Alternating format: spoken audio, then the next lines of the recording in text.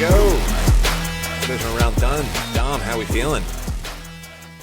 Conflicted on so many levels. So you Hmm. got, for me personally, I'm conflicted. Rams win in a last shootout, I'll say, in a thriller last night. One of the craziest plays I've ever seen. Hmm. However, good because I root for the Rams and when I in the playoffs because Steelers suck. And then, however, Steelers can't sign Shula now for at least another week and a half. So it's like, what are you gonna do? It's a win-lose situation on both sides of the ball for me. That is fair. Um, I feel great. That was fantastic weekend for me, for being Yeah, honest. I loved pretty much every second of that. yeah, you had a good time, especially Sunday afternoon. Saturday was a beautiful day for me. Just an absolutely fantastic day. We weren't too busy at work, so it's not like I was raking in a bunch of money, but it gave me time to watch all of that. So, and I was, Yeah, you can believe the amount of fun that I was having with that one. yeah, yeah. So let's That get into game, it. game was That's the first game. Jesus. Let's get into it. Bills Broncos. I will give my objective fair take first, and then I will have fun afterwards. Go for it. I'll let you So go. the fair part about this is, obviously Broncos win in overtime. Hmm. Um, Josh Allen, 4 turnovers in that game. Yeah, Two not the picks, two cleanest fumbles. game. The one Almost lost fumble before half was really bad. I don't know what he was complete doing. backbreaker. No, and this is not the first time that this has happened with him. However, again, just flatly, that's the biggest reason you lost that game. Hmm.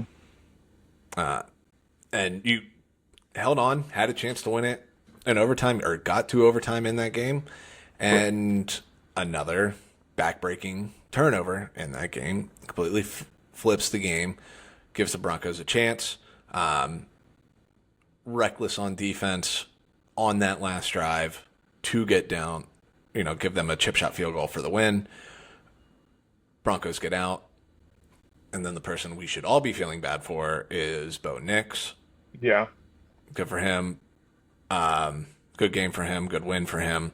But unfortunate. Did get a fracture in his ankle. Season ending. Clearly nobody really even knew what was going on until about a half hour after that game. Sean Payton was unaware of the situation, especially as that game was ending, everything like that. But yeah. before I go in more on all of this, your thoughts leading up to that interception there, the last one, Oh, yeah. like thought process Yeah, before we get yeah, into that one. I mean, like I said, I was watching that game pretty intently before I had to go somewhere, and up until that moment, he was just making a lot of boneheaded plays, and like I said, that fumble rate before half. I don't know if he was trying to toss the ball back or what, but regardless, like you can't be doing what you just did. You gotta ball security is the most important thing you can do. Um, but I think a lot of that's also play calling. Sean McDermott should have known. Let's just get to half. Let's just go to half. We got to go 40 yards to get in the field goal range. Let's not make a mistake. And Tony Romo said it best. Like you can't be doing that. So I mean, it allowed the Broncos to do something for the first time in 30 years, 40 years. So bad play calling all around in this game, regardless of Josh and how he played. That was the worst thing. Was some of those play calls need to be cleaned up because you The cannot put clock yourself. management. Yeah, I mean, I even on mean, top and of that, McDermott's been bad with that. That's been the biggest knock on him. it's just, Is yeah, game management like that. yeah, you gotta put your team in the best position to win, and you weren't doing that because you're having them run plays in pointless positions, and that's worsening their ability to win. So, yeah, I mean, well ahead of the decisive play that will no doubt be talked about here. I mean, but however, besides that play, this team had ample opportunities to put this game away. They had ample opportunities to win. They also should have stopped Denver on multiple occasions and failed to do so. Mm-hmm. You cannot let one play define the game. And that's unfortunately how it always feels like it is. You didn't score on the play, you didn't do anything. It's a weird play.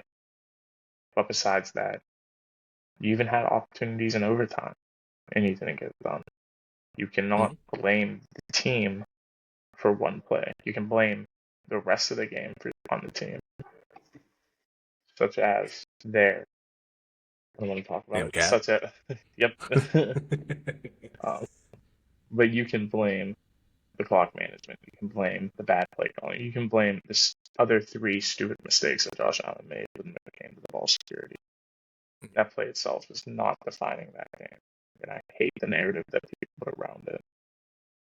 So go Yeah, I ahead. mean, it's, I could just say let's go back to last year, for me, that Ravens-Bills game. It's like, yeah, Mark Andrews dropped that ball on the 2-point conversion, but that wasn't the only thing that happened in that game. Lamar Mm-hmm. did have 2 turnovers in that game. Mark Andrews also fumbled earlier in that game.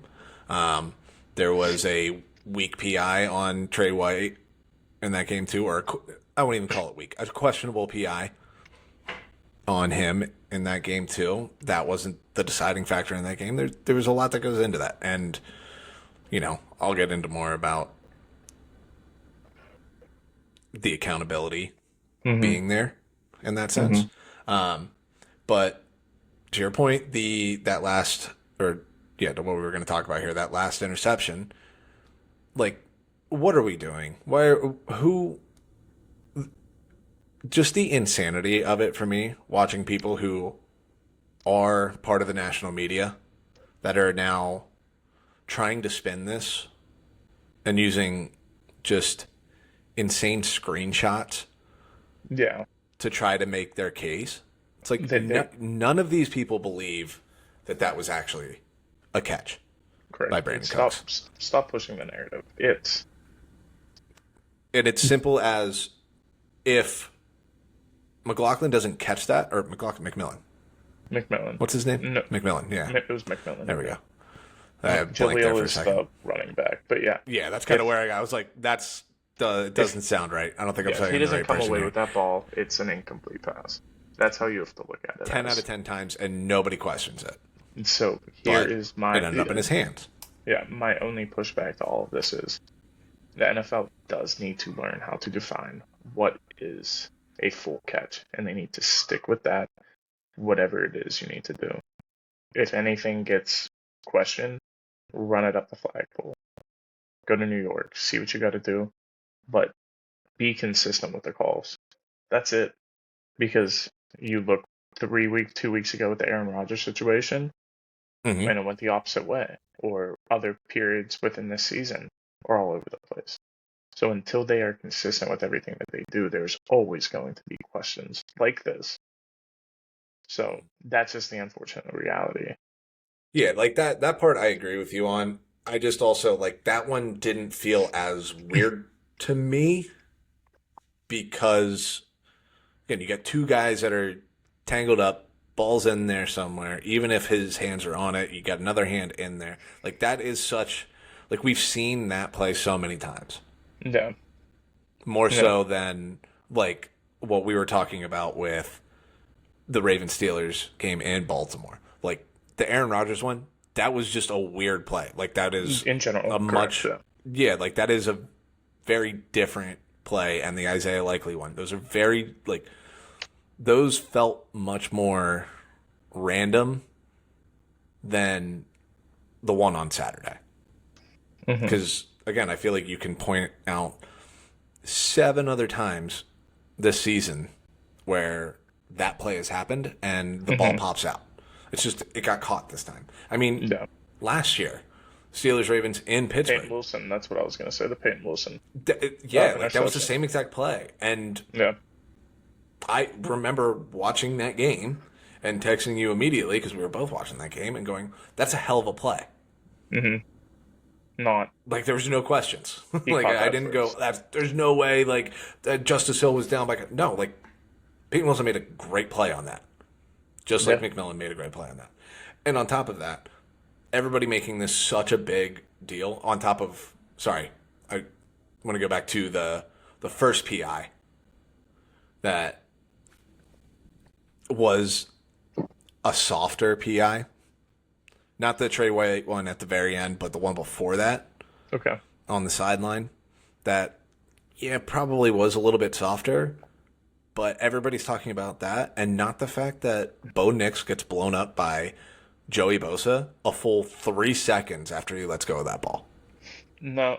And not, like, lightly hit, like, absolutely leveled. Yeah, I did see that. So I had those same reactions. I was in a restaurant at buddy's birthday, and I'm watching the game, and I'm like, you can't. I had the same in a moment reaction, like, oh, you can't let something ticky tacky decide the outcome of this game. And then you watch it, you're like, I get it. But the second one was really bad. You call that 10 times out of 10. So it's. Yeah, that one's getting called no matter what. Like the first one, his arms around him. Fine. Like the one along the sidelines. Yeah, it wasn't. There wasn't much. But again, doesn't matter because they were getting 15 yards regardless. Yeah. That one was, 20 yards downfield versus the 15 that they were going to get no matter what, which was already putting them in field goal range. Yeah, it's just, what are you going to do at the end of the day? Yeah. And then with that being said, sorry, like I'm just thinking about more controversial plays than that one. The obvious ones, the Fail Mary, Seahawks Packers back in 2012? Was that 2012, 2014, whatever it was? Yeah, I know what you're saying. That one, easily more of a what the hell is going on here? The Dez no catch. Yeah. The Jesse James no catch. We already talked about it. Isaiah Likely and Aaron Rodgers. Those two plays this year. Because they were more random. The Calvin Johnson no catch. Clearly has the ball. It's just like, yeah, my hands are big enough that I can palm a fucking football and go down with it. Yeah, and I put it on the ground right away. And what's unfortunate is since him and the Dez catch, it's been more lenient with those moments. But those help decide what a catch was. Without those, we'd be still more in limbo. And Jesse James, too, because that's when they got more clear on the football move. But, I mean, and even then, like, there's no way that wasn't a football move, what he did. Exactly. And that's why I'm saying more controversial than that play on Saturday. Yeah, because that, I mean, just looking back, that's Steelers-Pats game. That was for the AFC title. The 1 seed. Steelers don't get it. They're not at home. They lose in the first round. Just snowballed that. Or no, was that the year that they got boat raced by the Jags? Yes. Okay, yeah. So they did get beat at home. Yes. No. Absolutely. I thought you said they weren't at home. No, they were at home. That was that year, wasn't it? Yeah. I'm just trying to remember if they were at home. They lost to the Jags at home that year. I think they were, yeah. Just a great time. But Sorry, I didn't mean to. That wasn't adding. No. Wasn't trying to throw salt in the wound there. That was just. Hold on a second. Want to make sure we were accurate on that one. Yeah, right. My bad. But yeah, and then it just brings it back around to where I'm having fun with this is having fun but also hating it at the same time. Is that again, Josh Allen 4 turnovers in that game, can't put the game away. boneheaded turnovers, especially the one at the end of the first half, like we already said, Yeah. and obvious mistakes by the Bills defense on 3 occasions.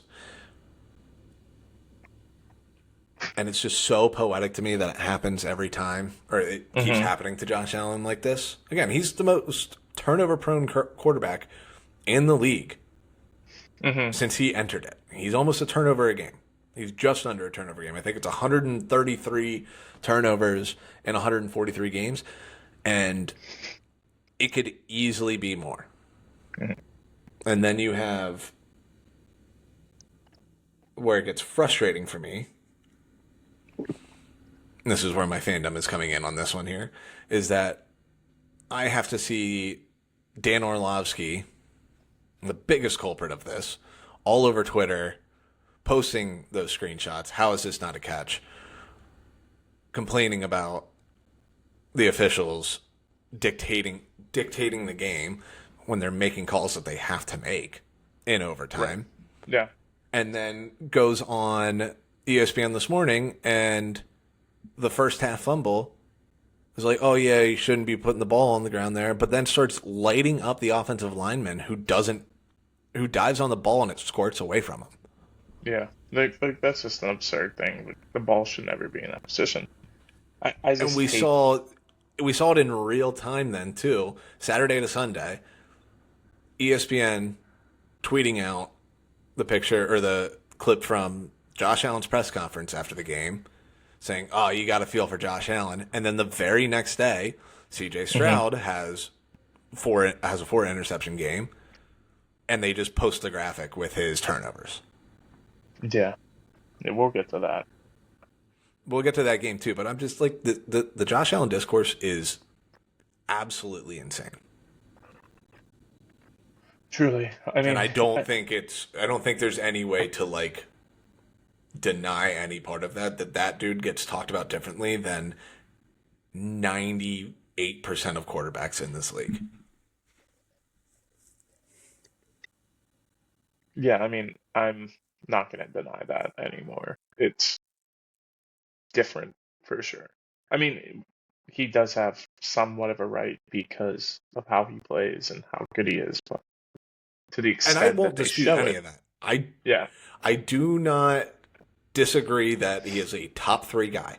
And I do think it is fair that we can argue who's 2 and who's 3. Don't really care. Those are the next 2 after Mahomes. And Yeah, I don't think anybody else deserves to be in that conversation yet. that I agree. But Completely agree with that.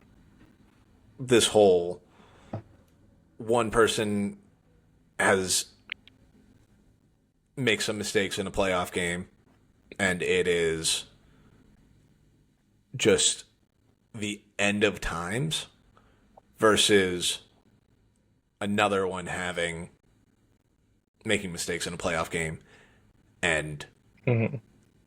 nobody's doing enough for that person. Like I can't do that anymore. Yeah, yeah, It's unbelievable. yeah, 100%. Which also kind of goes into and the next thing we're talking about here is how Sean McDermott's firing was covered too. Yeah. I wasn't sure if it was going to happen. Something that we discussed multiple times thus far this season. You kind of mentioned Mhm. it many times prior to the playoffs happening. If they don't make it to the Super Bowl, he will be let go. I didn't necessarily agree, but I understood it. And after watching that game, it's completely deserved. I mean, just over and over again, just poor decisions in the playoffs, poor decisions where it matters. Like, yes, you're getting them into position to be in this spot and win those games, but you're not getting beyond that. You struggle in those moments when you need to get there. How many times now have you put your team into the position to win, and because of mistakes that you've made, you've lost? I mean, you had 40 seconds left. Not even. It was 28 seconds left. You had the lead on the Chiefs. All you had to do was just stop them. And they went 40 Oh, we're yards going in back to the 28. 13-second game. Yeah, I'm just pointing out other things Yeah. that he's done in his career that have mitigated Mhm. what they could have accomplished. Hmm. Like, you had the Chiefs beat many a times in the playoffs and you can't get it done. You have their numbers, sure, in the regular season, but every time in the playoffs they beat you. And you fall short every single time, every single year, too. Whether it's the Chiefs, the Bengals, the Ravens, now the Broncos. It's consistent. So, Yeah, no, I mean that was my thing all year was, you know, there's precedent for it too. The Bucks with hmm Tony Dungy, Eagles with Andy Reid. Now, granted, that one took longer, but those coach QB relationships. I mean, hmm again, the famous stat: no, if you don't win one in the first 5 years, you never get there, or you don't win one. yeah, yeah, And it gets stale after a while. The messaging doesn't hit the same, and you start to see. I mean, we're what 8, 9 years in on McDermott, yeah. This is and ninth year. yeah, and you've seen what it is. You've seen what the ceiling is. You hmm can tweak stuff and everything like that, but you're already paying Josh Allen the massive contract. Like Correct. there's less that you can do, a la the Ravens with Lamar. Like, I'm hmm not saying it's any different. It's the same exact situation. Everything that I was saying about Harbaugh, obviously, my emotions were a little bit more invested in that one. It's But fair. same kind of thing. It's just like, anything short of a Super Bowl, like you have to make the move. Correct. You have Correct. to eat it. It's going to suck. It's going to feel weird. Again, like I already said about Harbaugh, I think he's going to do a good job with the Giants. He's going to level that out, and they're going to be relevant. And if McDermott takes a head coaching job this cycle or next cycle, whoever hires him, he's going to turn it around. But it's up to this point. There's a ceiling on what you're going to be with hmm those two guys right now, and either everything has to fall perfectly for John Harbaugh to win a Super Bowl, and that was before Joe Flacco got paid. That was Joe Flacco playing for a contract. Like, you have to move on at some point. hmm So I felt great about the Ravens moving off of Harbaugh. Now I get to be stressed about what the Bills do in their head coaching search here. Um, So it sounds like it's a from weird time, so they're not going to be able to hire some of the top or interview the top candidates right away. They kind of missed their yeah, early window on all that. top candidates, so Um, they won't be able to talk to anyone with the Rams, Niners, Seahawks, and Patriots. Not mhm. Niners, Rams, Seahawks, Broncos, Patriots for the next Yeah. 2 weeks until you get to that point. But like we've Mhm. discussed, I don't know if that's necessarily where they're looking because they do, from what I've read, they want an That's fair. offensive mind. Oh, 100%. And then we'll And go back to my big and brain if take. go ahead, Brian Daboll's sitting out there. he is. I mean, he's done a couple OC interviews. I think he did interview for the Titans job, but I think they kind of Mhm. moved on from him. So it makes a lot of sense to bring in Dayball and have him back with Josh Allen and kind of getting him to that point again where he looked amazing in 2020, 2021. So, Yeah, and what he built there. I mhm, mean, like Daboll created the monster. yeah. So bring him back into that fold and anything's possible. I think the only other only other guy to like look out for that job would be Kubiak, Clint. Mhm. That's the only other guy I think. Yeah, that would make a lot of sense there too. hmm But with But him, again, I mean, you they're gotta behind wait. the eight ball on that process. Yeah. Correct. It's just the unfortunate reality of it. Hmm. Yeah. No, weird times. Mm-hmm. All right, well, let's get on to some happier stuff here. Saturday night, Seahawks just put Belt belt to ass on belt the to ass. Niners there. BTA. Just Yeah. it was bound to happen.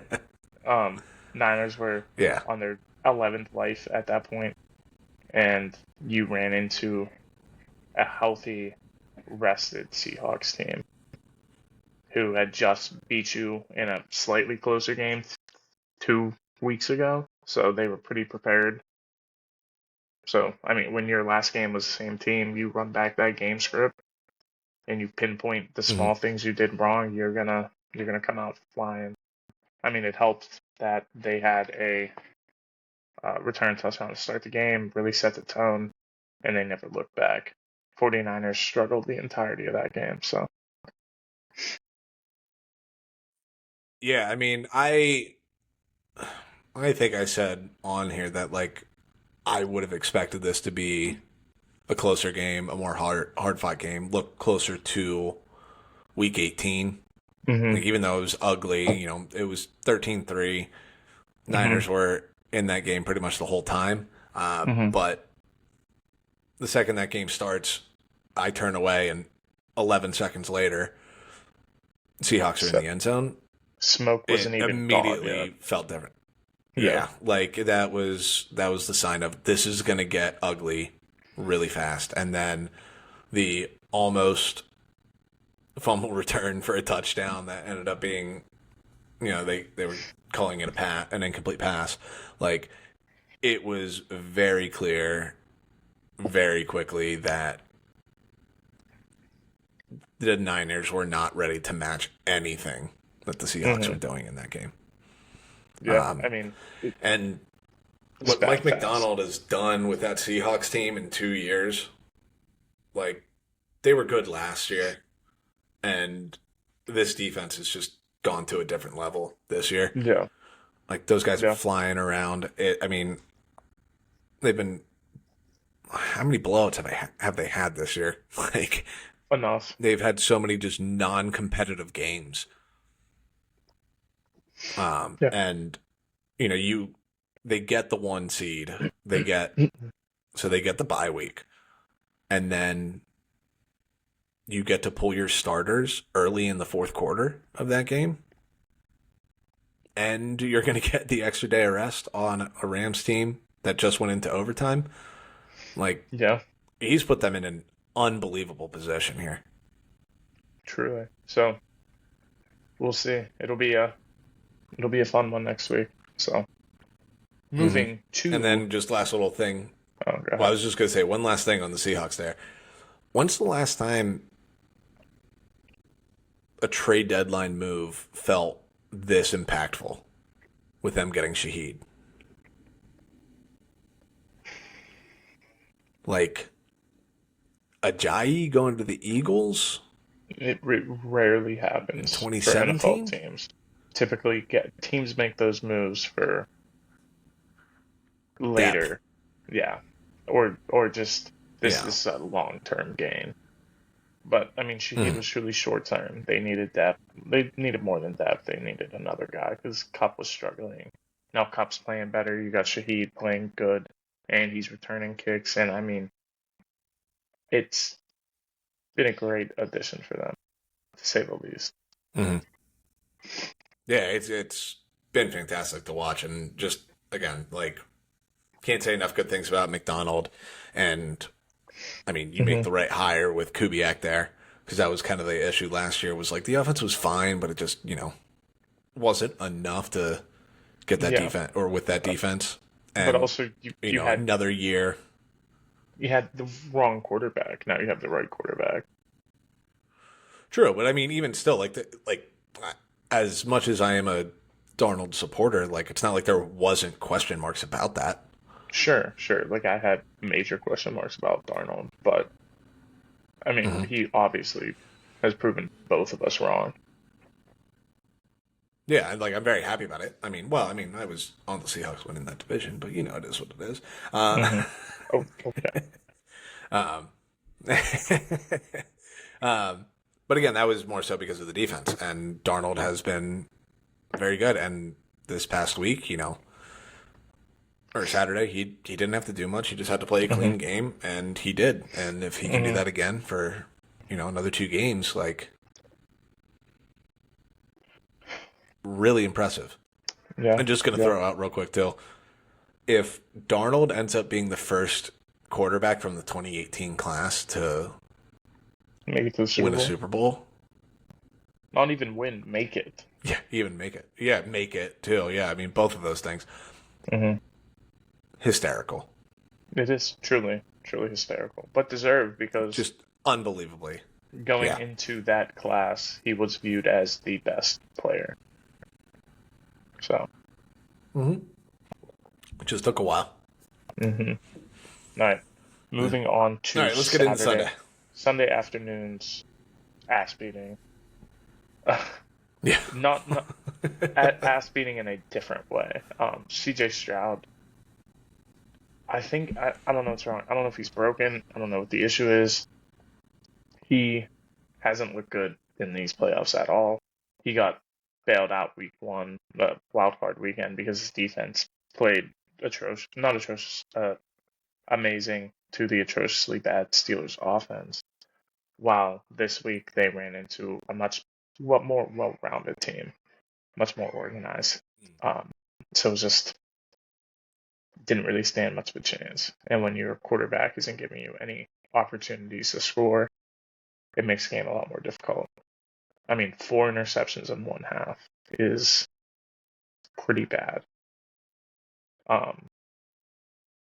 So I don't know if he's broken. I don't know what that issue is. He had a great rookie season. Since then, he's been pretty down. Some few ups, but mainly down. So I'm not sure what he needs. They already switched out the OC once. They had Bobby Slowick last year, moved on from him to, I'm not even sure who their current OC is this year. Yeah, I forget the guy's name. I'll look that up here real quick. Yeah, so going forward, you can't blame the OC again, because Slowick left and had some success. So it's like, where do you go? What is the next step forward? And like I mentioned, we talked briefly after that game, and I was like, is trading him on the table? Probably not. But also, if somebody's going to give you a first, you got to think about it. Because I just think even a first is still tough to wrap your head around with him because of listen to this. The rookie year. Yeah, sure, the rookie year, but this season you had to play long neck, Davis Mills, 3 games. The injury side of it, that's fair. And you won 3 of those games. Every game that he was in, you won. So how much of it is it that, or it's just maybe it's kind of like the Shanahan system. You just give us a quarterback that's smart, game manager type, not going to turn the ball over, and we're going to win games. Because he doesn't turn the ball over. Yeah, I mean, that one feels a little bit... it's just a thought process. Yes. I completely agree with that. And he definitely deserves, the criticism for turnover game in that game, especially with the defense playing the way it was. I mean, you're kind of sold him out a little bit because, yes, the Patriots scored 28 points, but they were getting a lot of short fields. I'm not really including anything the Patriots did here, but it was his fault. Right, but I'm just saying, yes. No, I definitely do agree with that. Real quick, it's Nick Caley. He was the Rams tight ends coach and passing game coordinator before going there. But what was I saying? Yeah, I don't know how much of it is OC versus, I mean, my thing with it even before the year was just the O-line is not good. He does look like he has happy feet. He's not trusting his O-line, and that's been 2 years of that. I mean, going into, going into this season, you traded your best O lineman Mm-hmm. in Laramie Tunsil. So, like, new left tackle on a broken offensive line. Then you lose Joe Mixon for the Mm-hmm. season before the season even starts. Or did he play week one? Maybe. He never played. He played Nixon week never one. played. I No, he didn't. No. He was So hurt a lot last year, too, wasn't he? Didn't he miss like 6 weeks last year? yeah, yeah.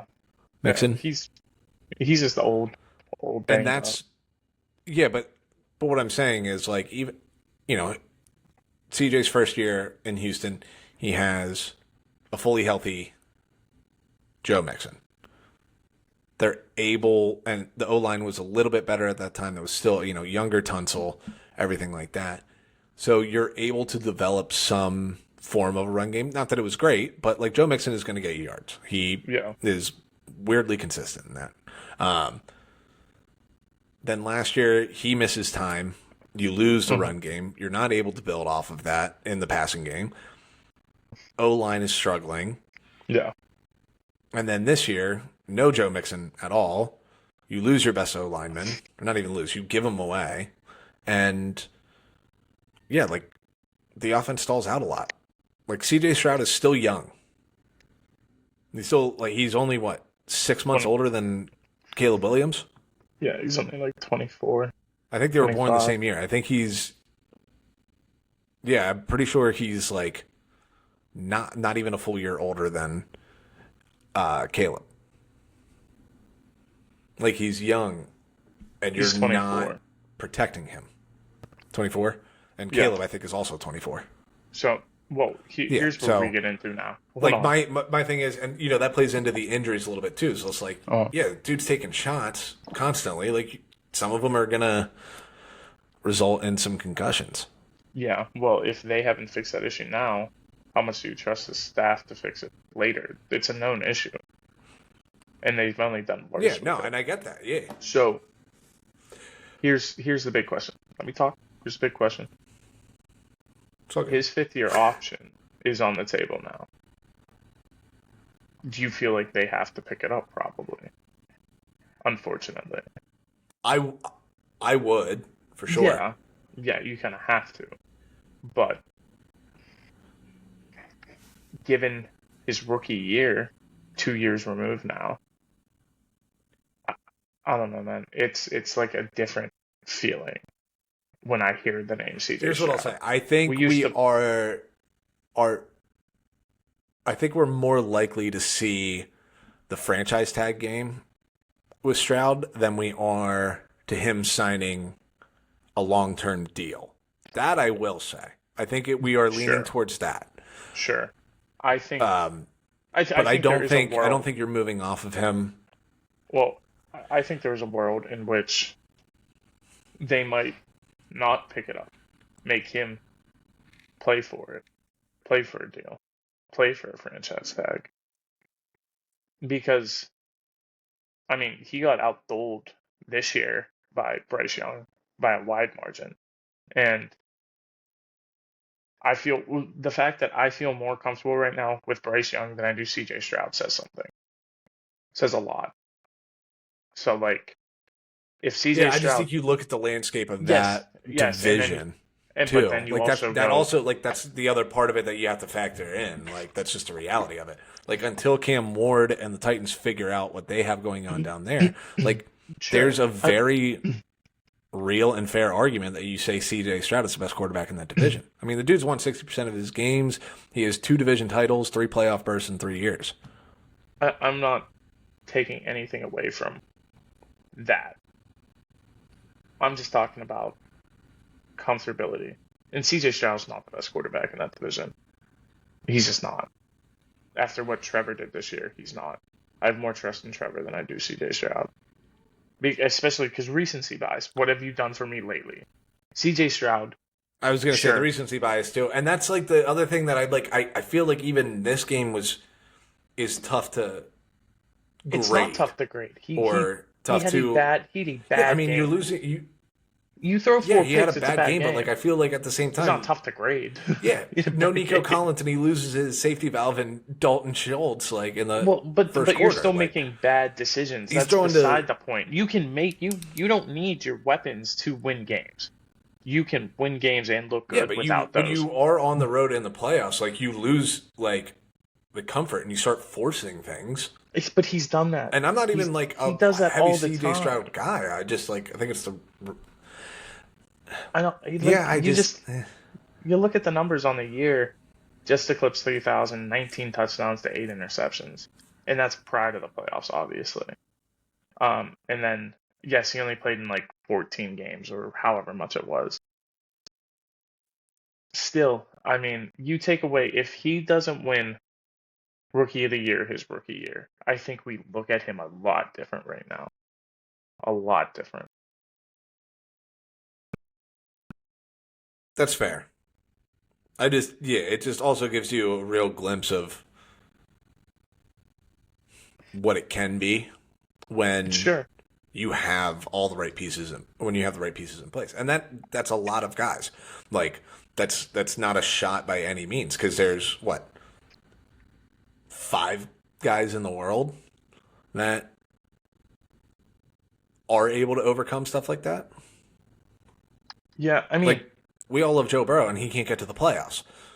Matt well, Stafford I think that's wasn't more of getting to the that's playoffs coaching. until he got consistently until he got with Sean McVay. But that it's part of it for sure.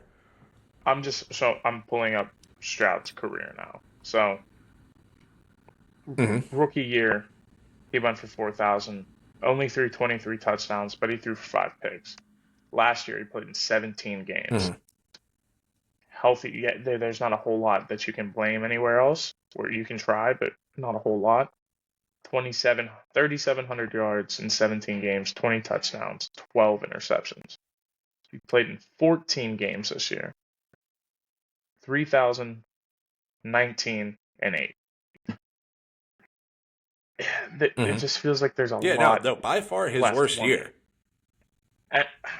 So, I think he is. I think he's looking at these last 3 years, taking the grand scheme of things. I think at best he's closer to Jared Goff than he is to Patrick Mahomes. In stylistic. Oh, 100%. I agree with that. And I said that to you yesterday too when we were talking about it. I'm like, manager than anything else. Yes, again, he's definitely in his ceiling is in that tier with Dak, Goff. I don't even know if I'd give him I'm trying to think of the other guys that are at the higher end of that tier. I definitely wouldn't give him Dak. I think Goff. But Dak's not in it. But I don't think Dak's in the next tier either. No, I don't think he is. But I think Dak he puts up a ton of way up numbers. But Goff is here. Stroud's still down here. I think Stroud can get to Goff. I don't even think Stroud can reach Dak. Is what I'm saying. Dak does things that Stroud can't. I would say I think Stroud, his ceiling is being in that same tier though. I think because again, Dak puts up crazy numbers, but I mean he went 7-10 this year again, and we were saying he was playing some of the best football in his life. But the football is not a quarterback sport. Football is a team sport. You are putting way too much weight on overall win percentage on the quarterback. Dak going 7-10 is not his fault. They went 7-10 because of Dak. They got to that point because Dak got them there. They should have lost a lot more games. Yeah, and I get that. But what I'm saying, the point that I'm making is I don't think that's why I don't put Dak in that next tier up, because Dak's not one of those guys that, despite what's going on with the team, is going to will your team to the playoffs. To the playoffs. He might, but it's then you're making that same point with Joe Burrow. You know what I mean? Despite all of that, he's not willing your team to the playoffs. He's been to the playoffs twice. Joe Burrow also got to a Super Bowl with one of the worst offensive lines I've ever seen in my life. He did. That's the difference that if you're taking that one, you know what I mean? Instance where they went on that run, sure. However, I think in that realm you're looking at a similar situation. Good quarterback on a bad team.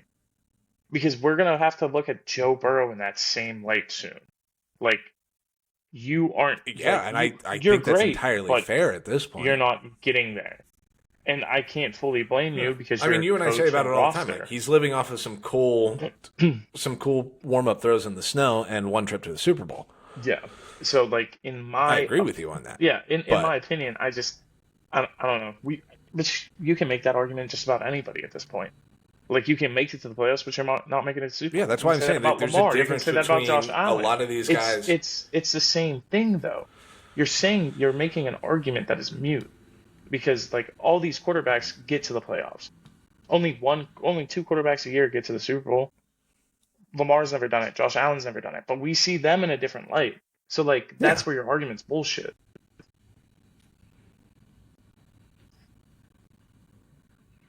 Like I I don't know said, about that. wins and losses are not a quarterback stat. They're a team No, and stat. I'm not like So just like wins and losses, but I like cannot ever put that into a quarterback. Because you can win MVP and your team can go 9-8. It's happened. It is different. That's it. It does not matter.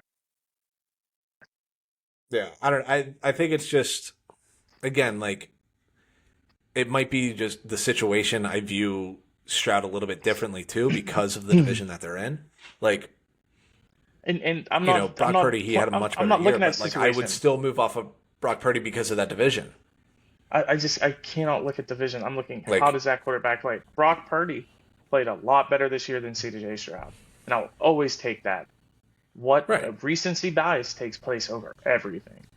You can make a Pro Mm-hmm. Bowl, you can win Rookie of the Year, but if that is your top accolades in the first 5 years of your career, what have you done for me since? If it's nothing, then I can't accept that. No, that's like I do think that's fair. I just No, I'm just saying. I have a I tough time. Yeah. I Fair look enough. at stats. That I was a look at fun what you're one. doing. Yeah, I'm just saying. I look at stats, look what you're doing on the field. He makes a lot of bad decisions, and he has struggled a Mm-hmm. lot in the last 2 seasons, and he's regressed majorly. Injuries beside, offensive line play beside, I'm looking at just him. Mm-hmm. No, nothing else. Yeah, I That's all I'm saying. that's fair. And I'm looking at it from the lens of like, okay, what changed from rookie year to now? I In the mean, sense of like, okay, this is his where have second we like OC that he's played with. So yeah, and right.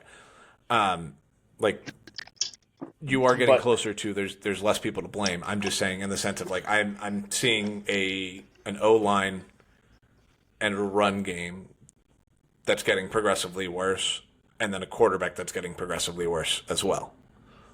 yeah, I think there's like You I know what I said, mean? at that point you got to look. You've already looked internal. You fired the OC last year. You can't do that again. That's a terrible look on the organization. Mm-hmm. So maybe try to build the offensive line again and fail.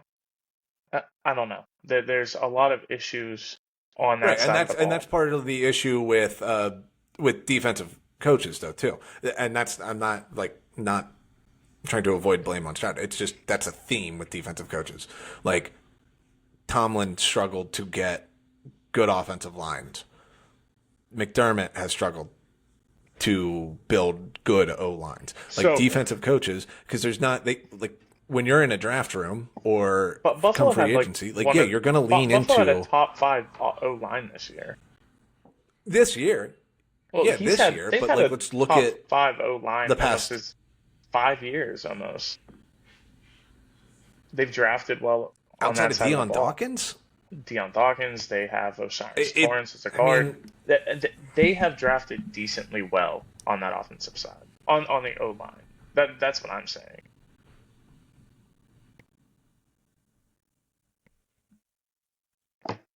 hold on, I'm I doing this just by I year here. Hold on. Yeah, I mean I just looked at Again, this no, year's like the stats a couple minutes ago. yeah, hold on, I'm pulling that up in the meantime.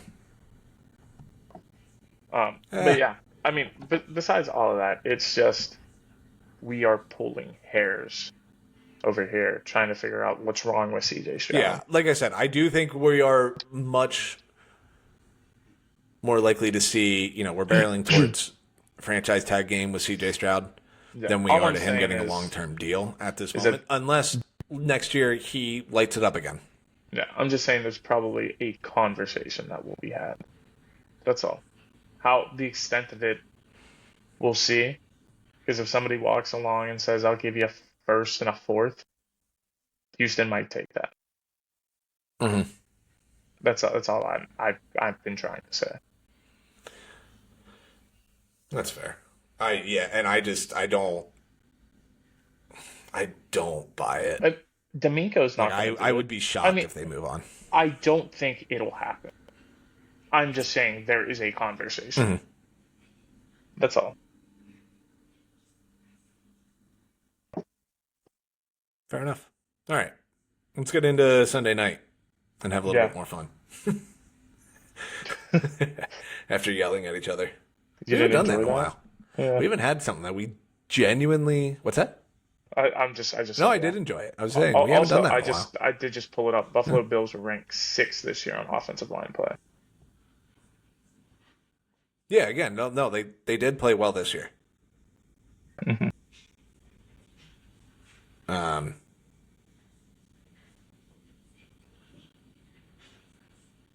yeah.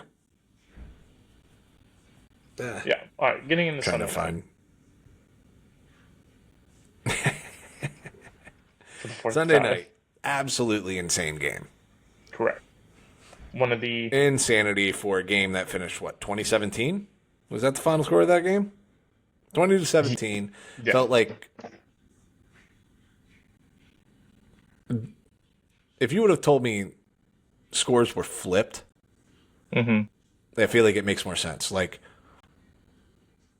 as good as both defenses played in the Rams-Bears game, it still felt like that was the 33-30 game.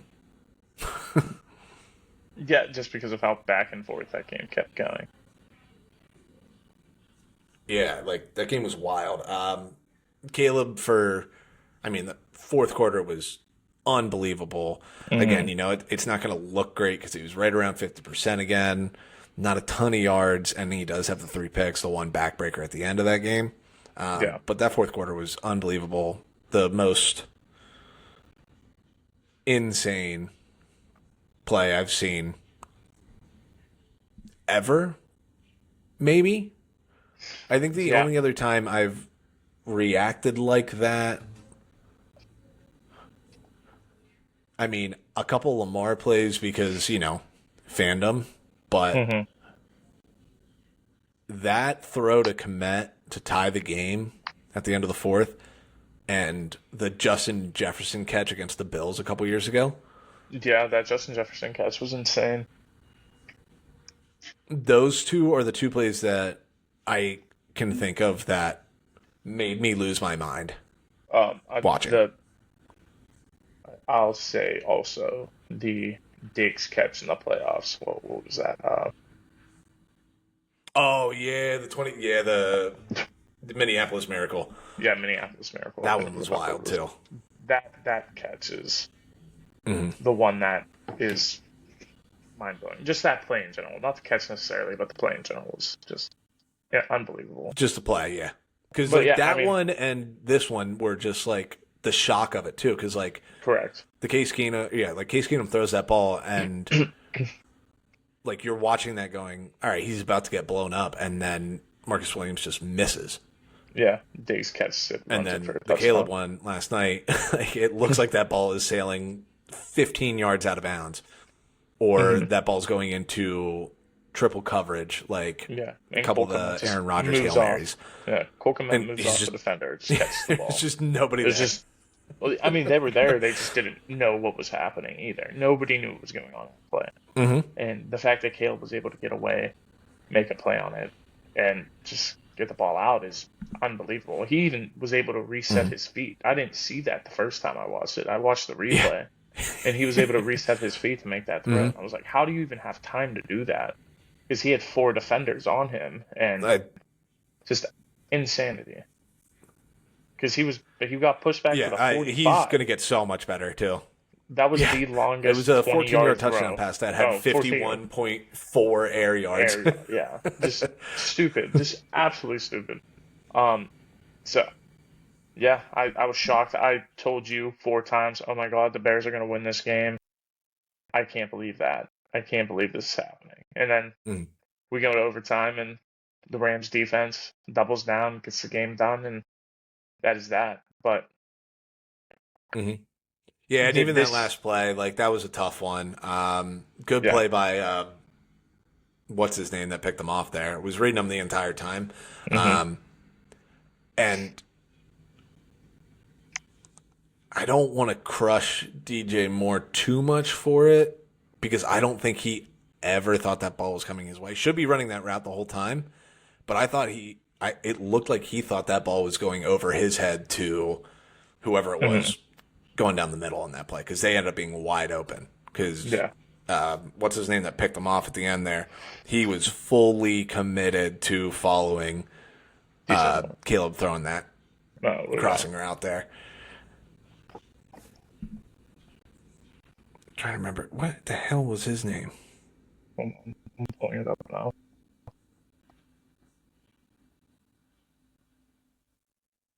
Curl. Yeah, Cam Curl. That's who I thought it was. Cam Curl. Yeah. Yeah. So Yeah. Yeah, he was locked in. He, again, made a really nice play on it. Yeah, he's had a it was very good tough. season. Yeah, just as a whole, that entire game had a lot of good defensive plays. Both of these teams had a good game script going in, play defense, win the game. That's how we're going to do this. And that's what they did. It was low scoring, more low score of a game that I expected to be. And Mhm. just whoever happened to make the play in overtime was going to win it. And that was the Rams. The Rams made the play on the ball and were able to take it back down the field and score. So, Yeah. Yeah, it did definitely a feel, crazy game. the Bears felt like their job was over after that first drive in overtime because they looked flat on the last Rams drive. Like flat, exhausted, and just kind of confused more than anything because they were flying all over the field, and even that first Rams possession in overtime, forcing that 3 and out, wasn't it? I believe so. I mean, want to they say left it that all was on a the 3 and field, out. man. Yeah, and then just having to come back out after that, like, especially when, the offense is another 15 yards from field goal range to win that game. And they said it on the broadcast too, and it was, really smart by Stafford and McVay. They got out after the first play. They started going up tempo and Yeah. really put them on their heels. Stole some yards. It felt like in those first couple plays before Bears could try to even attempt to lock in. But even at that point too, they gave up a quick 15, 20 yards, and everything just shifted after that. But big shout out to Kyler Gordon and Jaquan Brisker. Those were 2 of the best defensive performances I've seen all year. Yeah, Bears defense is definitely a team to be reckoned with now. Dennis Allen had them playing hard, and good on him. Just the Bears can't look at this season as a fail. That's just what it is. You had a great season. No, not at Team all. played great. It's just you ran into one of the best teams out there, the second best team probably, who will be playing the best team next week. So just one of those things. But yeah, AFC championship weekend set. Rams, Seahawks, Broncos, Patriots. One of these games is going to be a lot better than the other one, in my humble opinion. Yeah, for sure. But just the unfortunate reality of the NFL and how it happens sometimes. Yeah. Unfortunately, especially with the Bo Nix stuff, NFC Championship really does feel like Super Bowl, which means somehow the Broncos or the Patriots are going to win it. It always feels like that, doesn't it? Yeah, this is the Super Bowl, and away. then 2 weeks later, that team loses. Yeah, I just but, I do feel as though winning team is coming out of the NFC here, and we'll talk about that Yeah. like a bit in the next one. But just kind of where we both. That's where I've stood for a long time. That whoever comes out of the NFC is going to be the one to take it. Yeah, we've talked about that all year. It's just like they really have felt like they've separated from everybody, Mm-hmm. especially the last like month of the year. Even with the Rams kind of, I don't know, not struggling, but they didn't look the same down the stretch. Obviously, like, not putting themselves in a position to win the division then. Yeah. But, I mean, they're here now. It's quarterback with the most pedigree in these playoffs.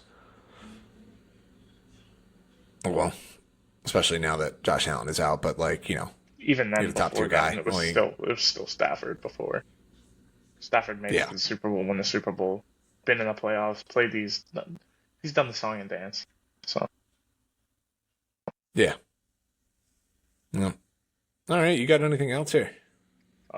just a couple little small things happened throughout the day. One while we were recording, Eric Bieniemy is going back to KC, official as of now. Is that official And now? then that is official. All signs pointing towards Eric Bieniemy returning to Chiefs.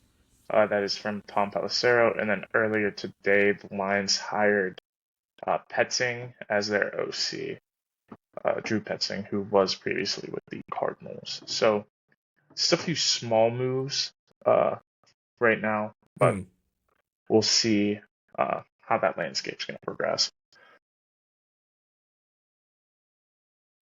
Yeah. Yeah. And then Fun the other times. major thing that happened that we haven't talked about is Kevin Stefanski was hired by the Falcons yesterday. Oh, yeah. I forgot about that. Yeah, they moved quickly to get that done. Like that move. Kevin, yeah, I liked it a lot. I said last week when we were talking head coaches, I was between Kubiak and Stefanski, and I went Kubiak because I thought they might lean more towards the younger, unproven guy, and they went towards the guy who's a two-time head coach of the year. So one of those kind of was always where I thought they were going to go.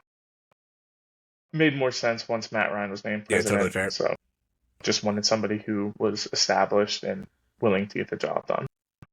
So I like to move a lot. Stefanski My only fits thing them. with that, and I don't think I brought this up. Do you think this makes it more likely that they keep Cousins? Yeah, I think they 100%. You have to keep Cousins because you're going to move off Cousins, somebody who I wasn't sure. Like, do you think they could talk themselves into still moving off of him and getting a cheaper option, like a at Mac this Jones point, or you what's probably going to happen is you redo Cousins' deal at this point. He's in the final year of it anyways. So, like, yeah, you can move it for. Oh, well, you can't move it. It's all guaranteed. So it's like you might as well just keep him because you don't know when Penix is going to be ready and if he's going to look the same. Cousins at least already knows the system, knows the guys in there, and has that caliber. And he looked a lot better this season than he did last season. It's always the second year off Achilles. Everybody knows that. He might be 37, but he's a veteran, and it might benefit Penix to sit and wait and learn a little bit more. Again, I was never fully high on Penix.